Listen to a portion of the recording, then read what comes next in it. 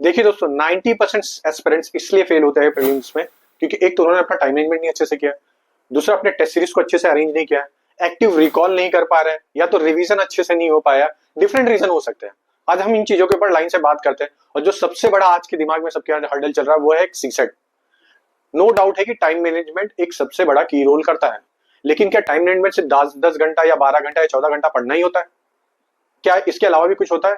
जैसा कि मैंने ऊपर ही लिखा है यहाँ पे, एक तो होता है कंसिस्टेंसी और एक है लॉन्ग टाइम आवर्स होती है।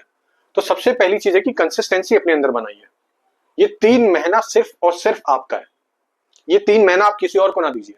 12 से 14 घंटा लगाइए, ये 3 महीना सब खत्म कर दीजिए। मतलब मेरे कहने का मतलब है, इस 3 महीने में आपको कोई बोले कि मेरे यहाँ पे शादी आ जा, मत जाओ। कोई फालतू का बाहर का जंक फूड खाना, सबसे पहले बात तो जंक फूड खाना खत्म कर दीजिए। जैसी जंक फूड आप खाना बंद खत्म करोगे, तब से आपका ब्रेन एक वर्क अच्छा करना चालू कर देगा। ठीक है, ये टाइम मैनेजमेंट की ही ट्रिक है, मैं कुछ अलग नहीं बता रहा हूँ। जो मैं करता था मैं वही बताऊंगा। अब दूसरी बात है कि आप अपने टाइम को कैसे एफिशिएंट बनाएं। टाइम मैनेजमेंट करना बुरी चीज नहीं है कि आपने 12 घंटा 14 घंटा तो पढ़ लिया, तब भी आपको कुछ नहीं हुआ दिन भर में। आप अपने टाइम मैनेजमेंट की एफिशिएंसी को पकड़िए। फॉर एग्जांपल के लिए मैं क्या करता था, मैं सुबह जैसे ही लाइब्रेरी जाता तो मुझे ये पता है कि आफ्टरनून तक मेरी एफिशिएंसी सबसे अच्छी रहेगी, मुझे नींद नहीं आएगा, मेरा दिमाग बहुत एक्टिव रहेगा। तो मैं उस टाइम पे उन चीजों को पढ़ता था जिसमें मैं वीक हूँ। जैसे कि मेरा वीक होता था इन्वायरमेंट हो सकता था, साइंस टेक होता था, तो मैं इन चीजों को सबसे पहले उठा के पढ़ता था ताकि मैं उनको रिकॉल कर पाऊँ। और ये मैं स्टार्टिंग के मंथ, जैसे 3 महीना बचा तो मैंने एक मंथ में, मतलब मार्च या अप्रैल में मैं इसको खत्म कर दूंगा। ठीक है, अब मैंने इस चीज को खत्म कर दिया, अब दूसरी चीज को मैं उठाऊंगा। मतलब मैंने 2 घंटे में अपनी सबसे हार्ड चीज को खत्म किया, मेरा ब्रेन बहुत एक्टिव था। देन उसके बाद मैं दूसरे सब्जेक्ट पे चले जाऊंगा, फिर दूसरे सब्जेक्ट को पढ़ूंगा। आफ्टरनून तक मैंने 2 सब्जेक्ट को अच्छे से पढ़ लिया। आफ्टरनून के बाद मैंने खाया, जो यूपीएससी का टाइम होता है लगभग 12 बजे के पास, मैंने गया लंच वंच करके आया। अब लंच करके फिर मैं बैठ गया अपना पढ़ने के लिए। अब मैं उस टाइम पे न्यूज़पेपर उठा लिया। क्यों न्यूज़पेपर? क्योंकि आप जब एडिटोरियल पढ़ोगे तो आपका पैराग्राफ अच्छा हो जाएगा। तो मैंने न्यूज़पेपर उठा लिया। अब मैंने न्यूज़पेपर पढ़ लिया अच्छे से। फिर उसके बाद सीसेट के कुछ क्वेश्चंस देख लिए, स्पेशली रीजनिंग के, क्योंकि मैं जैसे बता चुका हूं सीसेट में आपको परफेक्शन नहीं लाना, सिर्फ क्वालिफाई होना है। बतेरे क्लासेस आपको मिल जाएंगी जो आपको ये बता देंगे कि आपको पास होना है, क्वालिफाई होना है, तो उसके लिए आपको ये लेक्चर कर लीजिए। लेक्चर 20-25 तो लेक्चर बना दिए, बच्चे भी कंफ्यूज है क्या करें। और दूसरा है सीसेट को हमेशा अल्टरनेट डे पे रखिए, उससे आपका बेनिफिट रहेगा। एक तो आपको टाइम मिलेगा। अब ये सब चीज करते करते मेरा 3 से 3:30 बज गया। 3:30 के बजे के बाद मैं कोई भी मंथली मैगजीन उठा लेता। जो मेरा फेवरेट मंथली मैगजीन है वो है विजन आईएएस। मैं विजन आईएएस की मंथली मैगजीन उठाता था और उसको खत्म करना चालू करता, तो हो जाता 6 से 7।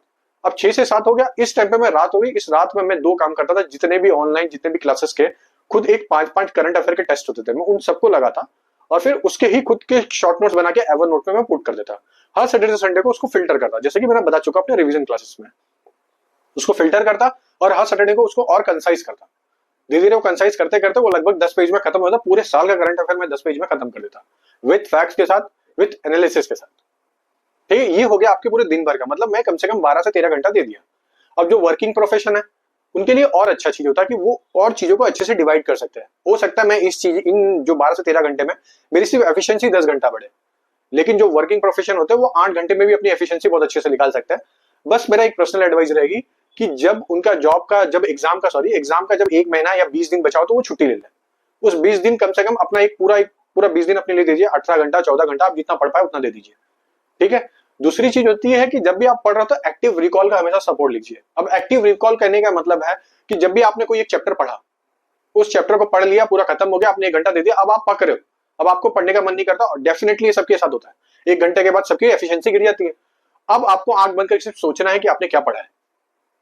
बस 5 मिनट एक्टिव रिकॉल करिए, फिर अपने टॉपिक पे आ जाइए। देखिए नींद भी गायब हो जाएगी और आप दूसरी बार से और अच्छे से पढ़ने लग जाओगे। ठीक है, ये हो गया आपका एक्टिव रिकॉल। और सीसेट का जैसे कि मैं बता चुका, हर अल्टरनेट डे पे उसको रिपीट करते रहिए। दूसरी चीज होती है आपकी टेस्ट सीरीज। एटलीस्ट ये ट्राई करिए कि वीक में कम से कम 3 से 4 टेस्ट सीरीज अब अप्रैल तक अच्छे से दीजिए। एटलीस्ट अप्रैल तक अच्छे से दीजिए। ठीक है, अप्रैल तक आप दोगे, फिर अप्रैल के ठीक जैसे अप्रैल स्टार्ट होता है तो आप फुल लेंथ टेस्ट सीरीज पे चली जाइए और रिग्रेसली टेस्ट दीजिए। जितना हो सकता है उतना टेस्ट दीजिए। अप्रैल में सिर्फ और सिर्फ आपको टेस्ट देना। आप दिन में 2 दीजिए, 1 दीजिए, डेली 1 दीजिए, वो आपका प्रॉब्लम है, आप देखिए, मगर आपको डेली टेस्ट देना। ठीक है, आपको ये तो करना ही करना है। दूसरा, अपने दिन के डेली शेड्यूल से रिवीजन को निकालिए। मैंने अभी बता चुका हूं कि सुबह सबसे पहले उठिए, लाइब्रेरी जाने से पहले ही आप 2 घंटा सुबह उठ के रिवाइज को दीजिए, या 3 घंटा 4 घंटा जैसे भी आपको मिले टाइम। कुछ लोग 4 बजे उठ के भी करते हैं। अगर आपका सपोर्ट अच्छा रहेगा तो हम ही आपका रिवीजन करवा के दे देंगे। सुबह 5 बजे उठवा के या 4 बजे उठवा के, आप बस टेलीग्राम पे आप हमारे साथ ज्वाइन हो जाइए। डेफिनेटली ये चीज हम इंप्लीमेंट करेंगे अपने दोस्तों के साथ, और आपको डेली 4 से 5 बजे मैं खुद आके आपको रिमाइंडर दिलाऊंगा कि आज ये टॉपिक को हम रिवाइज करेंगे और शाम को इसी टॉपिक से पीवाईक्यू से क्वेश्चन पूछा जाएगा। बस इसके लिए ये चाहिए कि आप हमारा साथ दीजिए, क्योंकि आपका साथ बहुत जरूरी है इसमें। ठीक है।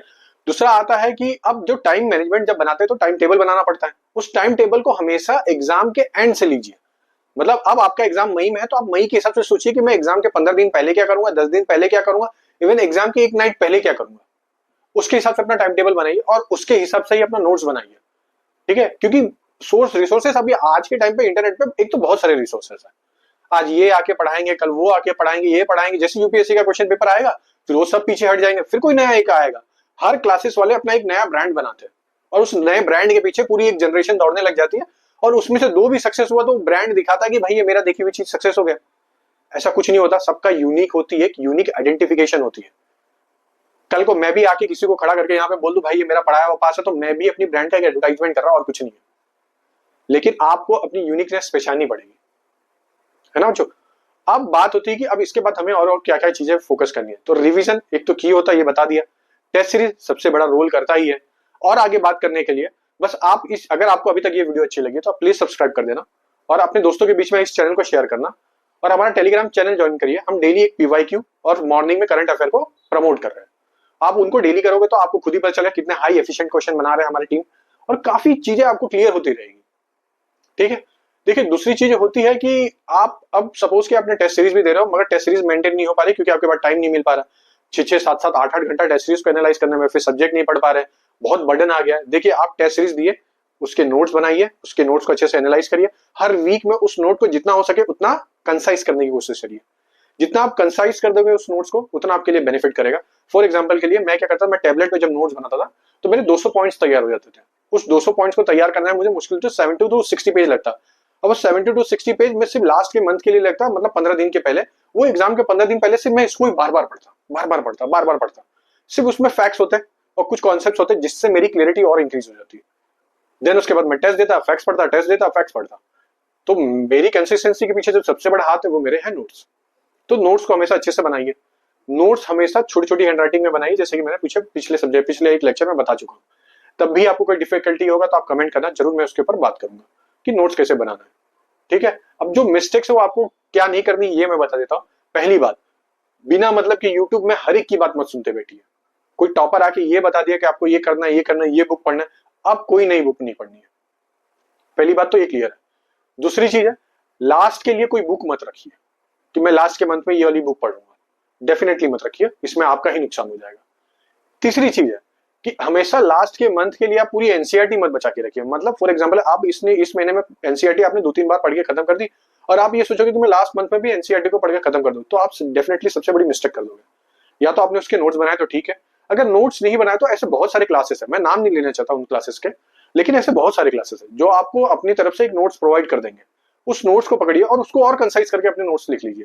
तो लास्ट के मंथ में सिर्फ आपको अपने लिखे हुए नोट्स, अगर वो भी नहीं हो पा रहा है तो एटलीस्ट उन क्लासेस के नोट्स ले लीजिए, उनको हाईलाइट करिए और जितनी बार रिवाइज करोगे उस हाईलाइट को मतलब छोटा करते हुए जाइए कि मैंने इतना बड़ा पैराग्राफ किया, अब मेरे को इसमें सिर्फ ये पार्ट याद नहीं है छोटा सा, तो उस छोटे से पार्ट को सिर्फ हाईलाइट करिए, उसको सर्कल करिए, ताकि नेक्स्ट टाइम पे वो भी हट जाए। तो धीरे धीरे ऐसे करके एक छोटा फॉर्म क्रिएट हो जाएगा। तो आपको एक बुक खत्म करने में हो सकता है 2 घंटे चले जाए सिर्फ। तो आपको इस तरीके से अपने टाइम को बांटना और इस तरीके से रिवाइज करते हुए आना। ठीक है दोस्तों, अगर आपको और भी कभी भी कोई डाउट आ रहा है तो आप कमेंट करके जरूर बताना, हम इसके ऊपर और अच्छे से काम करेंगे। लेकिन टाइम मैनेजमेंट करना ये नहीं होता है कि आपको 10 घंटा पढ़ना, 12 घंटा पढ़ना। ठीक है दोस्तों, चलिए।